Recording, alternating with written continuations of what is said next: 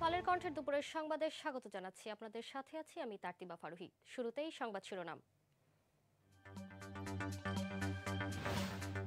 উন্নত চিকিৎসার জন্য খালেদা জিয়াকে লন্ডনে নেওয়ার পরিকল্পনা বিএনপির, সুস্থতা কামনায় সারা দেশে দোয়া মাহফিল। চট্টগ্রাম বন্দরের এনসিটি বিদেশিদের হাতে তুলে দেওয়ার পায়তারার প্রতিবাদে উত্তাল রাজপথ, হাইকোর্টের দ্বিধা বিভক্ত রায়। এবং মেডিকেল টেকনোলজিস্ট ও ফার্মাসিস্টদের টানা কর্মবিরতি, হাসপাতালে অচলাবস্থা, শিক্ষকদের শাটডাউন, প্রাথমিকে ব্যাহত ক্লাস পরীক্ষা।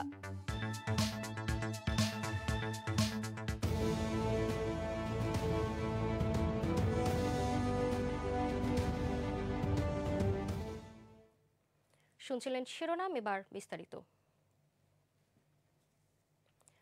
উন্নত চিকিৎসার জন্য খালেদা জিয়াকে মধ্যরাতে লন্ডনে নেওয়া হবে বলে জানিয়েছেন তার ব্যক্তিগত চিকিৎসক ডক্টর জাহিদ। দুপুরে রাজধানীর এভারকেয়ার হাসপাতালের সামনে এক সংবাদ সম্মেলনে তিনি একথা জানান। এদিকে সরকারের অনুরোধে এয়ার অ্যাম্বুলেন্স দিতে আগ্রহ প্রকাশ করেছে কাতার। খালেদা জিয়ার চিকিৎসার সর্বশেষ অবস্থা জানাচ্ছেন তামান্না তাহসিন খান।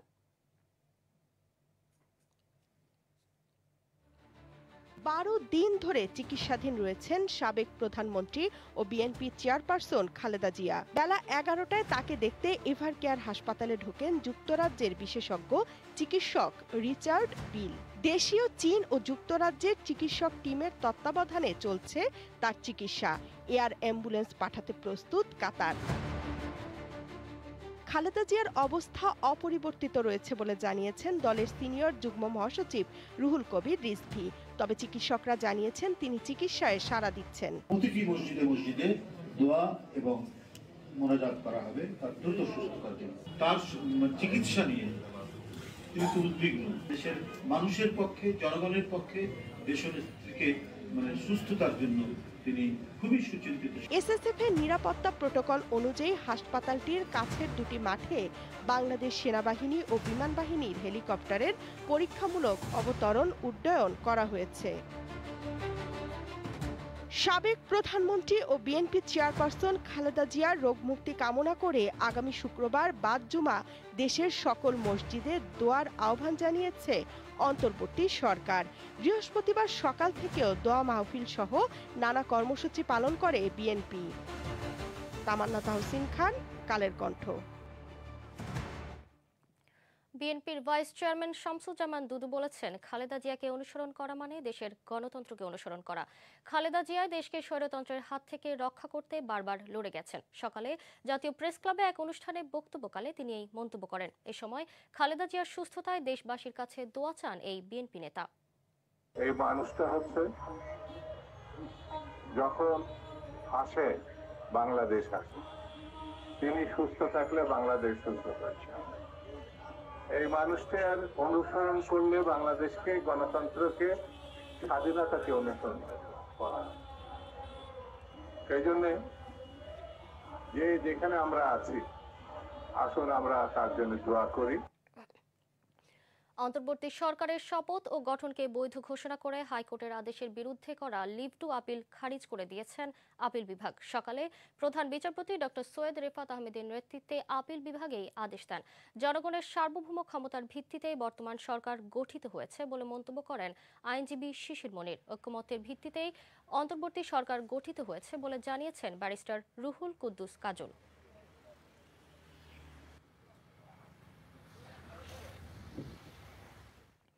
নিজের সন্তান হারানোর যন্ত্রণা শুধু মানুষ নয়, বোঝে পশুরাও। পাবনায় পানিতে ডুবিয়ে 8টি কুকুরছানাকে হত্যার পর পাগলপ্রায় সেই মা কুকুরের আর্তনাদ নাড়া দিয়েছে গোটা দেশের মানুষকে। এরপর সহানুভূতির হাত বাড়িয়ে দেয় প্রশাসন ও স্থানীয়রা। সেই মা কুকুরকে দেয়া হয়েছে 2টি কুকুরছানা। তাদের নিয়ে হয়তো শোক কাটানোর চেষ্টা করছে মা কুকুর। বিস্তারিত থাকছে প্রতিবেদনে। মাটিতে পড়ে আছে 8 কুকুরছানার নিথর দেহ, সামনে সন্তানহারা মা কুকুরের আর্তনাদ। নিরীহ প্রাণীর ওপর এমনই নির্মম বর্বরতা ঘটেছে পাবনার ঈশ্বরদীতে। যে ঘটনায় আলোড়িত আর ব্যথিত হয়েছে পুরো দেশ। নিজের সন্তান হারানোর যন্ত্রণা শুধু মানুষ নয়, বোঝে পশুরাও। পানিতে ডুবিয়ে ৮ কুকুরছানাকে হত্যার পর পাগল প্রায় মা কুকুরের আর্তনাদ নাড়া দিয়েছে গোটা দেশের মানুষের বিবেকে। কুকুর একটা বিশ্বস্ত প্রাণী। এই প্রাণী আমরা প্রায় আমাদের বাড়ির সারা রাত পাহারা দেয় এবং এটার খুবই প্রভাবুক্ত হয়ে থাকে এবং যেহেতু বাচ্চাই সেটা কুকুরের হোক যারই হোক, এই কাজটা আসলে এটা একটা অমানবিক কাজ করা হয়েছে বলে মনে হয়। খুবই ন্যক্কারজনক। আমরা যারা ঈশ্বরদীয়ান বা ঈশ্বরদীবাসী যারা, তাদের জন্য খুবই লজ্জার একটা বিষয় যে আমার উপজেলা শহরে উপজেলার প্রশাসনিক এরিয়ার মধ্যে এই ধরনের একটা ন্যক্কারজনক কুত্তার বাচ্চাগুলোকে যেভাবে হত্যা করা হয়েছে, এটা খুবই ন্যক্কারজনক একটা ঘটনা। এমন মর্মান্তিক ঘটনায় সহানুভূতির হাত বাড়িয়েছে প্রশাসন ও স্থানীয়রা। তারা সেই মা কুকুরকে দিয়েছে নতুন করে ভালোবাসার আশ্রয়, দিয়েছে 2টি ছোট কুকুরছানা। নিজের নারী ছেঁড়া ধন না হলেও নতুন বাচ্চাদের মেনে নিয়েছে মা কুকুরটি। ইওনো মহোদয় আমাকে ফোন করেন যে অমিত, ওই মা কুকুরটার তো অনেক কষ্ট হচ্ছে, ওর যেই স্তনে দুধ জমে আছে, হ্যাঁ, এটা রিলিজ করতে পারছে না। তো আমরা যদি অন্য বাচ্চা কুকুর এনে দিই, সেক্ষেত্রে হয়তো বা কিছুটা হলেও স্বস্তি পাবে। তো স্যারের পরামর্শে আমি আজকে সকালে আমিও অনেক কুকুর পুষি আমার এলাকায়, সেখান থেকে আমি 2টা কুকুর নিয়ে আসি রেস্কিউ করে, এবং নিয়ে আসার পর ওর গায়ে প্রথমে দুধ দোয়ায় আমি দুধটা লাগিয়ে দিই, যাতে ও মনে করো স্মেইলে যে এটা ওরই বাচ্চা। তো পরবর্তীতে ও একটু মানে সংশয় থাকলেও আলহামদুলিল্লাহ এখন মেনে নিয়েছে। এ ঘটনায় ঈশ্বরদী উপজেলা পল্লী উন্নয়ন ও সমবায় বিভাগের কর্মকর্তা হাসানুর রহমান নয়নের স্ত্রীর বিরুদ্ধে মামলা দায়ের হয়েছে। পশু হত্যার দায়ে ঈশ্বরদী উপজেলা প্রাণী সম্পদ কর্মকর্তা ঈশ্বরদী থানায় মামলাটি দায়ের করেন। ঈশ্বরদী উপজেলা পরিষদের মধ্যে 8টি কুকুরছানাকে পানিতে ডুবিয়ে হত্যা করার ঘটনাটি নিঃসন্দেহে অত্যন্ত অমানবিক এবং দুঃখজনক একটি ঘটনা। এই ঘটনা সারা দেশে ব্যাপকভাবে আলোড়িত হয় এবং এর প্রেক্ষিতে আমার ঊর্ধ্বতন কর্তৃপক্ষ আমাকে দিক নির্দেশনা দেন। তার প্রেক্ষিতে আমি ঈশ্বরদী থানায় বাদী হয়ে একটি মামলা দায়ের করি এবং অভিযুক্তকে পুলিশ গ্রেপ্তার করে। উপজেলা প্রাণী সম্পদ দপ্তর ও উপজেলা প্রশাসনের তত্ত্বাবধানে এখন অনেকটা নিরাপদেই আছে সেই অসহায় মা কুকুর আর তার 2 বাচ্চা। একটা অমানবিক কাজ অবশ্যই, এবং মানে ঘৃণিত কাজ। আর শুধুমাত্র আইন দিয়ে পানিশমেন্ট দিলেই যে ঠিক হয়ে যাবে বিষয়টা তা না। আমাদের আসলে এই বিষয়গুলো মানবিক হওয়ার আসলে প্রয়োজন। মানবিক মানুষ হতে পারলে আমার মনে হয় এই সমস্যাগুলো সলভ হবে। ভয় আর অমানবিকতার ঘন অন্ধকারে আলোর ছোট্ট এক রেখা যেন ফিরে এলো এই মা কুকুরের চোখে। শুধু মানুষ নয়, প্রতিটি প্রাণীর জীবনও মূল্যবান। এ বার্তাই ছড়িয়ে দিল পাবনার এই হৃদয় বিদারক ঘটনা। পাবনা থেকে মোহাম্মদ রাজীব জোয়ারদারের পাঠানো তথ্যচিত্রে ডেস্ক রিপোর্ট, কালের কণ্ঠ। চট্টগ্রাম বন্দরের নিউ মোরিং কন্টেইনার টার্মিনাল বিদেশি কোম্পানির হাতে তুলে দেওয়ার প্রতিবাদে সকাল থেকেই ঢাকা বিশ্ববিদ্যালয় এলাকায় বিক্ষোভ সমাবেশ চলছে। যমুনা অভিমুখে বিক্ষোভ করেছে বাম গণতান্ত্রিক জোট। এদিকে চট্টগ্রাম বন্দরের নিউ মোরিং কন্টেইনার টার্মিনাল বিদেশি কোম্পানির কাছে পরিচালনার প্রক্রিয়া বৈধ কিনা এ নিয়ে করা রিটে হাইকোর্ট বিভক্ত রায় দিয়েছেন। নিয়ম অনুযায়ী বিষয়টি এখন প্রধান বিচারপতির কাছে যাবে এবং অন্য বেঞ্চে চূড়ান্তভাবে নিষ্পত্তি হবে। রিটে অভিযোগ ছিল পিপিপি আইন লঙ্ঘন করে দেশি অপারেটরদের সুযোগ না দিয়ে বিদেশি প্রতিষ্ঠান ডিপি ওয়ার্ল্ডের সঙ্গে চুক্তির উদ্যোগ নেওয়া হয়েছিল।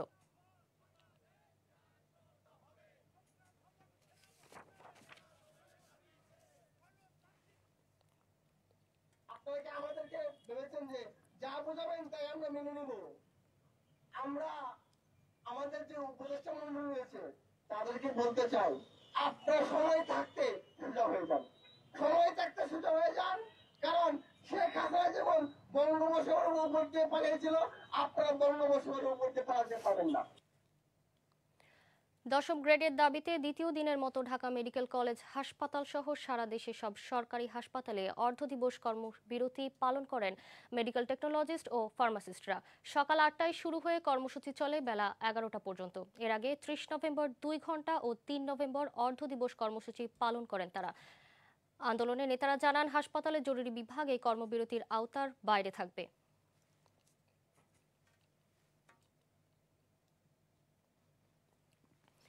তিন দাবি আদায়ে এবার কমপ্লিট শাটডাউন বা তালাবদ্ধ কর্মসূচি শুরু করেছেন সরকারি প্রাথমিক বিদ্যালয়ের সহকারী শিক্ষকরা। বৃহস্পতিবার সকালে দেশের অনেক বিদ্যালয়ে বার্ষিক পরীক্ষা হয়নি। বিভিন্ন বিদ্যালয়ের শিক্ষকেরা নিজেরাই ফটকে তালা লাগিয়েছেন। কোথাও কোথাও পরীক্ষা হলেও উত্তরপত্র মূল্যায়ন ঠিকঠাক হবে কিনা তা নিয়েও শঙ্কা তৈরি করেছে।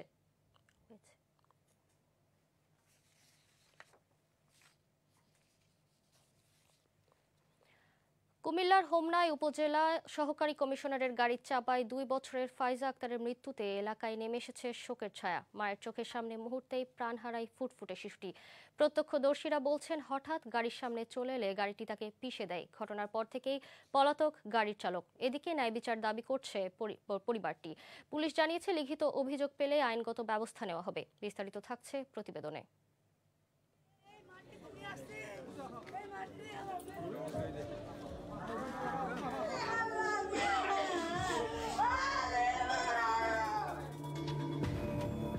কুমিল্লার হোমনায় উপজেলা সহকারী কমিশনারের সরকারি গাড়ির চাপায় পড়ে ফাইজা আক্তার নামে 2 বছরের এক শিশুর করুণ মৃত্যু হয়েছে। 3রা ডিসেম্বর সকাল 9:30টার দিকে উপজেলা পরিষদ চত্বরে টিউলিপ প্রশাসন ইনস্টিটিউটের সামনে এ মর্মান্তিক দুর্ঘটনা ঘটে। উনি তো দুশ্মন দাম দাঁড় করাই তো গাড়িটা ধাক্কা লাগছে, আমি ঢাকা নিয়ে যাইতাম।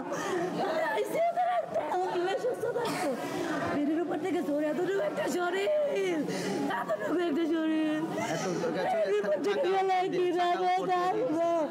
নিহত ফাইজারের বাবা ফাইজুল হক একটি বেসরকারি কোম্পানিতে চাকরি করেন। তাদের গ্রামের বাড়ি বরিশালের উজিরপুর উপজেলার পুটিয়া ইউনিয়নে। তারা হোমনা উপজেলা স্বাস্থ্য কমপ্লেক্সের পাশে ভাড়া বাসায় বসবাস করতেন। পরিবার ও প্রত্যক্ষদর্শীরা জানান, ফাইজার বড় ভাই টিউলিপ প্রশাসন ইনস্টিটিউটে প্লে গ্রুপের শিক্ষার্থী। সকালবেলা মায়ের সঙ্গে বিদ্যালয়ে আসে ফাইজা। পথে মায়ের সঙ্গে থাকা ফাইজা হঠাৎ এসিল্যান্ডের সরকারি গাড়ির সামনে গেলে গাড়িটি প্রথমে ধাক্কা দিলে ফাইজা পড়ে যায়। পরে গাড়িটি তাকে পিষে দেয়। ঘটনাস্থলেই মারা যায় ফুটফুটে এই শিশুটি। আসতেছে গাড়িটা সাঁ করে আসলো, আসার পরে মোর ঘুরাই মানে একদম যায় বাচ্চার গায়ের পর উঠাই দিচ্ছে। পুলিশের গাড়ি ছিল না, অ্যাসিলেন্ট স্যারের গাড়ি, এটা অ্যাসিলেন্ট স্যারের সাদা গাড়িটা। মোর ওই জায়গায় মোর একটু ছোট মোর আর কি, ওখানে টিউলিপ স্কুলের সামনে আমাদের যে প্রশাসন টিউলিপ স্কুল আছে এখানে, ওখানে কিন্তু অনেক বাচ্চা ওখানে সবসময় থাকে আর কি। তো ওনার এমনভাবে গাড়িটা আনতেছে মনে হচ্ছে যে 80তে গাড়ি আছে, এরকম অবস্থা আর কি। এটা খুবই দুঃখজনক, আসলে কোনোভাবেই মেনে নেওয়া সম্ভব নয়। আমি সবাইকেই বলবো যে বিশেষ করে আমাদের প্রশাসনের যারা আছে তারা তো এইখানে যে অ্যাক্সিডেন্টটা হলো, এই ড্রাইভারকে প্রথমে বলবো ড্রাইভার কি আসলে প্রশিক্ষণপ্রাপ্ত ছিলেন কিনা। আবার এই কারণে এই রাস্তাটা এখানে আবাসিক রাস্তা কোয়ার্টার, এখানে গাড়ি এইভাবে হাই স্পিডে চালানোর কথা নাই। আবার এদিকে দুর্ঘটনার পর গাড়ি চালক তাইবুর হোসেনকে ফোন করা হলে তার মোবাইল নাম্বার বন্ধ পাওয়া যায়। দুর্ঘটনার খবর পেয়ে হোমনার সহকারী কমিশনার আহমেদ মোফাসের ও নবনিযুক্ত উপজেলা নির্বাহী অফিসার শহীদুল ইসলাম দ্রুত হোমনা সরকারি হাসপাতালে ছুটে যান। তবে উপজেলা নির্বাহী কর্মকর্তা মোহাম্মদ শহীদুল ইসলাম, সহকারী কমিশনার আহমেদ মোফাসের এবং উপজেলা স্বাস্থ্য পরিবার পরিকল্পনা কর্মকর্তা ডাক্তার নুসরাত জাহানের বক্তব্য নিতে একাধিকবার চেষ্টা চালালেও তারা বক্তব্য দিতে রাজি হননি। লিখিত অভিযোগ পেলে আইনগত ব্যবস্থা গ্রহণ করার কথা জানায় পুলিশ। দুর্ঘটনার পরপরই আমরা ঘটনাস্থল পরিদর্শন করছি।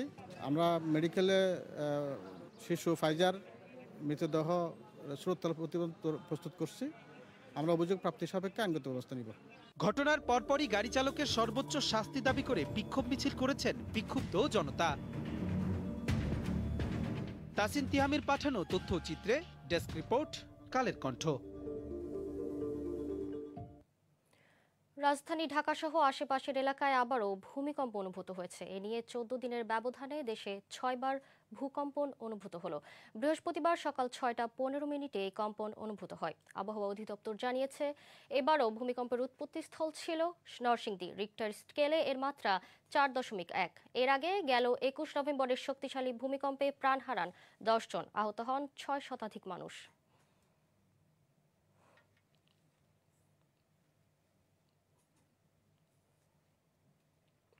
ময়মনসিংহের আখিরানী দাস শখের বশে শুরু করা অনলাইন ব্যবসা থেকে আজ সফল নারী উদ্যোক্তা। 2 সন্তানের খরচ চালাতে শুরু করেছিলেন ছোট উদ্যোগ, এখন রয়েছে নিজের দোকান। সেখানে কর্মসংস্থান হয়েছে অন্য নারীদেরও। বিস্তারিত প্রতিবেদনে।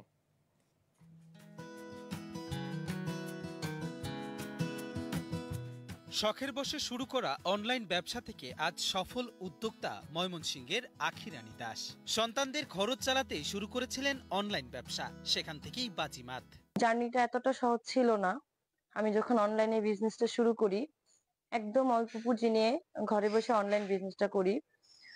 অনলাইনে বিজনেস করার কারণ হচ্ছে আমার দুটো মেয়ে বাচ্চা আছে। আমার হাজবেন্ডের সাথে পারিবারিক ঝামেলার কারণে আমরা আপাতত সেপারেশনে আছি। তো উনি হচ্ছে আমার বাচ্চা কাচ্চা আমাদের কারোরই ভরণ পোষণ কোনো কিছুই দেয় না। তো সেক্ষেত্রে দুটো মেয়েকে মানুষ করতে হলে আমার আর্থিক ভাবে স্বাবলম্বী হওয়া প্রয়োজন। তাই আমি ঘরে বসে অনলাইন বিজনেসটা শুরু করি। সদ্য নেত্রকোনা সরকারি কলেজ থেকে বিবিএ ও আনন্দমোহন কলেজ থেকে এমবিএ শেষ করেছেন আখি। 2019 সালে শখের বসে শুরু করেন টুকটাক অনলাইনের ব্যবসা। সেখান থেকেই নারী উদ্যোক্তা হিসেবে পরিচিতি পান তিনি। 2 সন্তান নিয়ে শুরু হয় তার সংগ্রামী পথ চলা।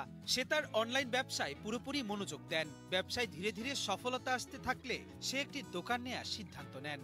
আত্মীয় স্বজন ও এনজিও থেকে লোন নিয়ে শুরু করেন তার ব্যবসার বাস্তবিক কাঠামোর কাজ।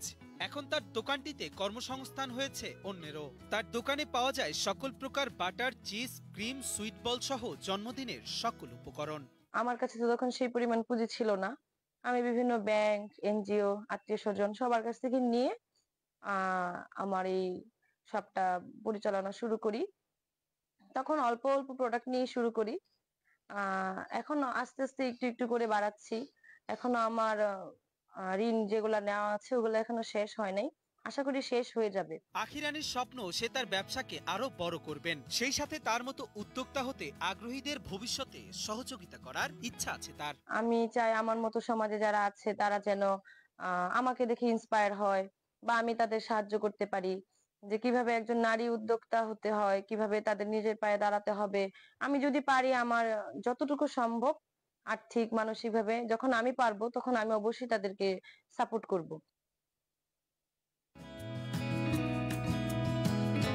কাউসার আহমেদের পাঠানো তথ্যচিত্রে ডেস্ক রিপোর্ট, কালের কণ্ঠ।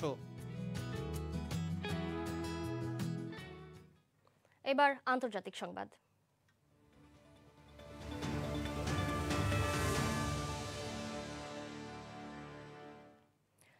বয়স যত বাড়ছে কমে আসছে ট্রাম্পের কাজের গতি ও পরিধি। সম্প্রতি নিউ ইয়র্ক টাইমস এমন প্রতিবেদন করলে তেতে ওঠেন ট্রাম্প। তবে গত মঙ্গলবার ট্রাম্প নিজেই বুঝিয়ে দিলেন আসলেই তার বয়স বেড়েছে। সেদিন দুপুরের পর শুরু হওয়া মন্ত্রিসভার বৈঠকের শুরুতেই তিনি নিজের ফিটনেস নিয়ে টানা 15 মিনিট কথা বলেন। ট্রাম্প বলেন, 25 বছর আগে যা ছিলাম এখন তার চেয়েও চাঙ্গা। সাবেক প্রেসিডেন্ট জো বাইডেনকে স্মরণ করে স্লিপি জো ডেকে রসিকতাও করেন।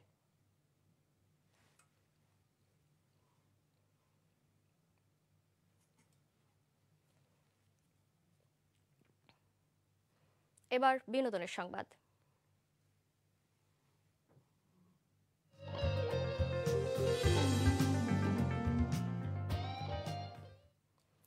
মধ্যপ্রাচ্যের সবচেয়ে আলোচিত Red Sea International Film Festival শুরু হচ্ছে জেদ্দায়। জ্বলবে রেড কার্পেট, হাজির হবেন অ্যাঞ্জেলিনা জোলি, ঐশ্বরিয়া রায় সহ বিশ্বের জনপ্রিয় সব তারকা। আরও জানবো মিষ্টি খাতুনের ডেস্ক রিপোর্টে। জেদ্দার আকাশে আবারও জ্বলে উঠেছে তারা ভরা এক উৎসবের আলো। বিশ্ব সিনেমার সেরা তারকারা ধরা দেবেন রেড সি ফিল্ম ফেস্টিভ্যালে। আর এবছর দেখা মিলবে অ্যাঞ্জেলিনা জোলি থেকে শুরু করে ভারতীয় সৌন্দর্যের রানী ঐশ্বরিয়া রায়ের ঝলক। মধ্যপ্রাচ্যের চলচ্চিত্র শিল্প গত কয়েক বছর ধরেই বিশ্বজুড়ে তৈরি করেছে শক্ত অবস্থান। সেই যাত্রার কেন্দ্রেই আছে সৌদি আরবের বন্দরনগরী জেদ্দা। 4 বছর ধরে বসছে Red Sea International Film Festival, যা এখন আন্তর্জাতিক উৎসব মানের অন্যতম আকর্ষণ। 4 ডিসেম্বর জমকালো আয়োজনের মধ্য দিয়ে শুরু হচ্ছে উৎসবের 5ম আসর। এবছর উদ্বোধনী চলচ্চিত্র হিসেবে জায়গা পেয়েছে British Yemeni boxer Prince Naseem হামেদের অনুপ্রেরণামূলক জীবনগাথা জায়ান্ট, যা প্রদর্শনীর মধ্য দিয়ে ফুটে উঠবে উৎসবের মূল বার্তা, বৈচিত্র্যের মধ্যেও ঐক্য। এবারের উৎসবে রয়েছে 111টি চলচ্চিত্র, যার মধ্যে মূল প্রতিযোগিতা বিভাগে রয়েছে 16টি। এবারের আসরে নজর কাড়বে সৌদি আরবের অস্কার প্রেরিত চলচ্চিত্র হিজরা এবং ফিলিস্তিনি পরিবারের সংগ্রাম নিয়ে all that's left of you. জেদ্দার রেড কার্পেটে যখন বিশ্ব তারকারা হাজির হন, তখন শুধু সিনেমা নয়, সংস্কৃতি, ঐতিহ্য আর গল্পের শক্তি মিশে যায় এক অবিশ্বাস্য উৎসবে। রেড সি ফিল্ম ফেস্টিভ্যাল শুধু একটি আয়োজন নয়, মধ্যপ্রাচ্যের নতুন চলচ্চিত্র ভবিষ্যতেরও প্রতীক। মিষ্টি খাতুন, কালের কণ্ঠ। এবার খেলার সংবাদ।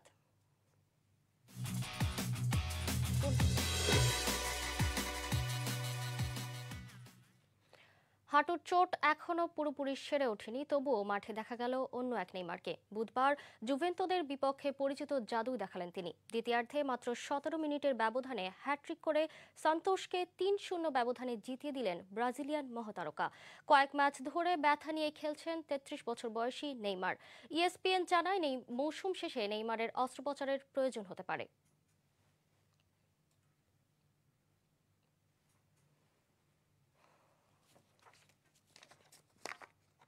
এখনকার সংবাদ এই পর্যন্তই। সংবাদ শিরোনাম জানাচ্ছি আরো একবার। উন্নত চিকিৎসার জন্য খালেদা জিয়াকে লন্ডনে নেওয়ার পরিকল্পনা বিএনপির। সুস্থতা কামনায় সারা দেশে দোয়া মাহফিল। চট্টগ্রাম বন্দরের এনসিটি বিদেশিদের হাতে তুলে দেওয়ার পায়তারার প্রতিবাদে উত্তাল রাজপথ। হাইকোর্টের দ্বিধা বিভক্ত রায়।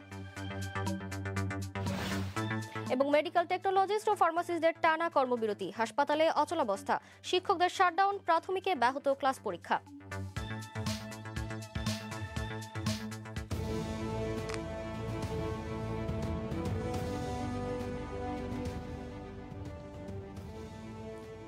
সর্বশেষ খবর জানতে চোখ রাখুন কালের কণ্ঠের ফেসবুক, ইউটিউব ও অনলাইনে। সাথে থাকার জন্য ধন্যবাদ।